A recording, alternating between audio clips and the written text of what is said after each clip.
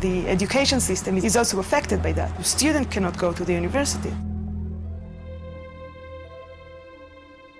Birzeit University was subject to army closures for something like 18 times. The longest closure was during the first Intifada. For 5 years, we could not set foot on campus. During this period, we organized what the Israeli army called cells of illegal education.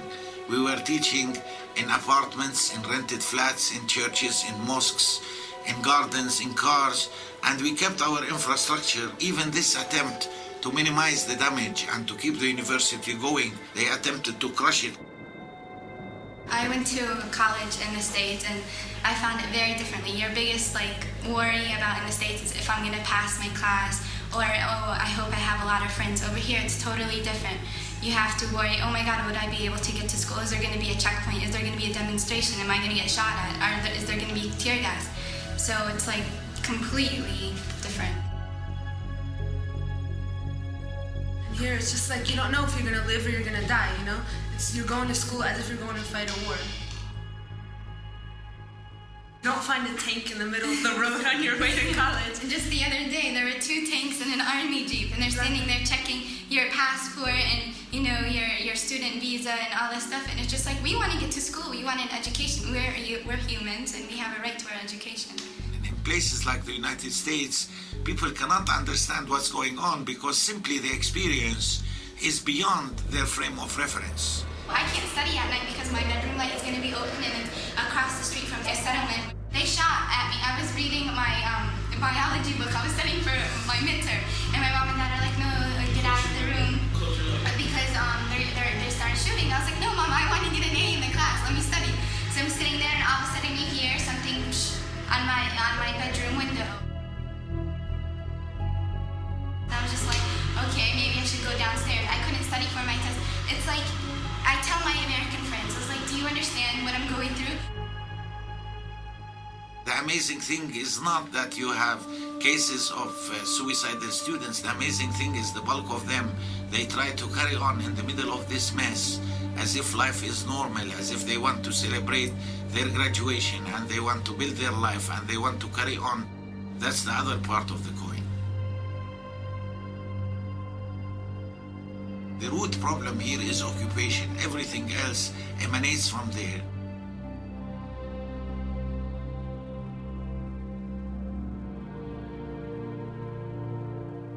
The most severe problem is people who need medical care.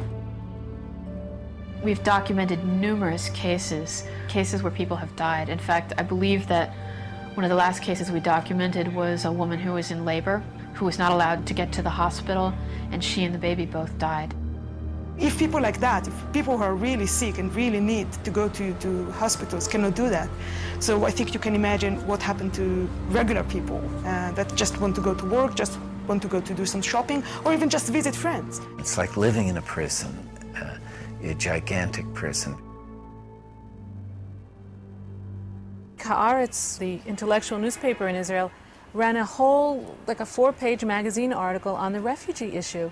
It had a picture of Tel Aviv University now and what was there before Tel Aviv University, a Palestinian village. And those refugees are in Gaza.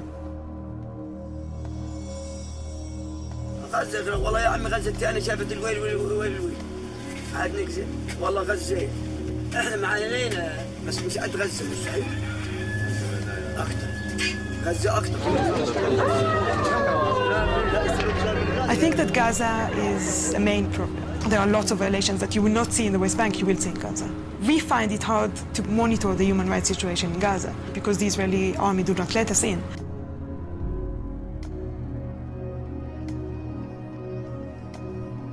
Palestinians in Gaza had been under Israeli military control for over 38 years, where 1.3 million Palestinians were crowded together to make room for 8,000 Israeli settlers.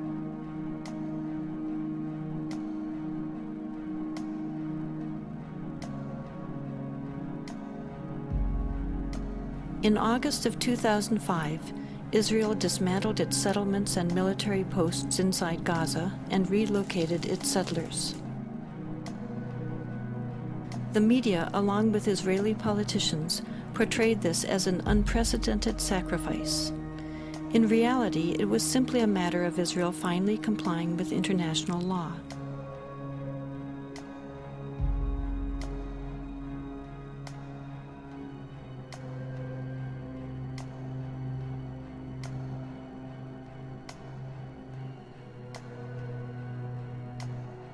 Although Israel's presence inside Gaza is no longer visible, Israel will still retain ultimate control over Gaza's borders, coastal waters, and airspace, creating a virtual prison. Refugee camps, even if there was no conflict with Israel, are just humanly horrible. They're so overcrowded. And you have 14 to 25 people living in a space.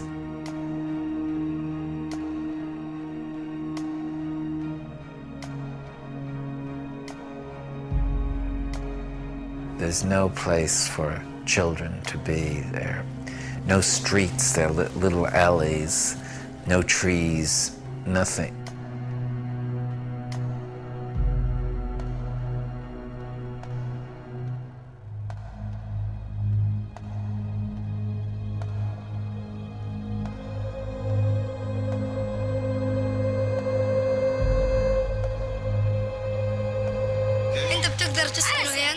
تسكن هنا تقدرش لأنه المواقف صعبة هنا، والواحد إذا وقف قاعد هنا عطول بتلمس، قبل ما يضرب الصاروخ ببقى متلمسين، لأنه كل ما يضرب الصاروخ بتشقق الحيط.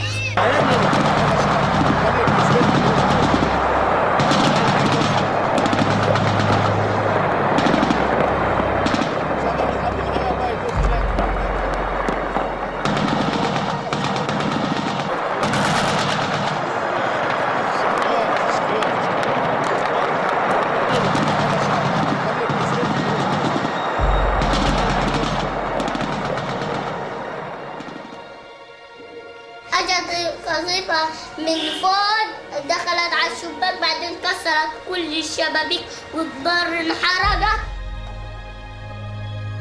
ليش هما كسروا غراض، كسروا لعبة، لسه في كتير غراض ساحوا، كله رميناه على الزبالة، والأواعي رميناها على الزبالة، بنشحت من دور الناس هي أواعي للباس، وحتى الأكل اللي بناكل فيه ريحته غاز ومش راضيين نصب أواعينا، وهينا لابسين غاز.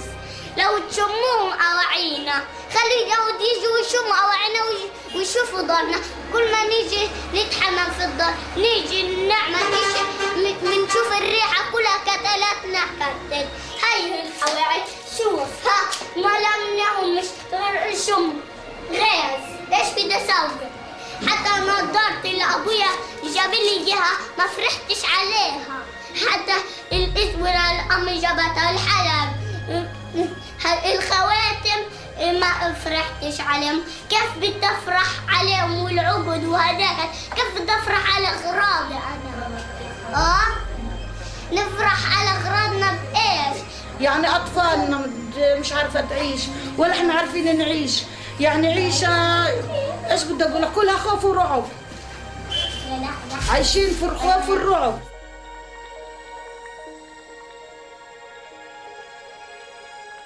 انا بروح المدرسه كل يوم بسمع الطخ، انا بخاف من الطخ، حتى السراج راجف لما انا اشوفه.